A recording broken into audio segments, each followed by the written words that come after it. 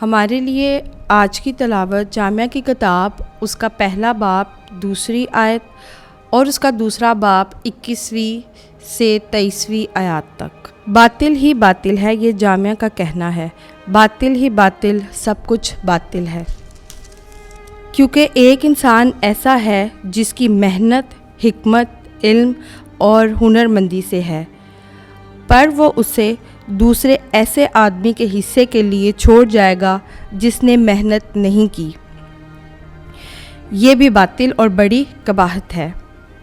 तो इंसान को अपनी तमाम मेहनत और अपने दिल की उस बेजारी से क्या फ़ायदा है जो उसने सूरज के नीचे उठाई, क्योंकि उसके तमाम अयाम अंधफो और उसका शुगल मुसीबत है, यहाँ तक कि रात को भी उसका दिल आराम नहीं पाता। ये भी बातिल है। पाक कलाम के पढ़े और सुने जाने पर खुदा की बरकत हो, खुदा का शुक्र हो। आमीन।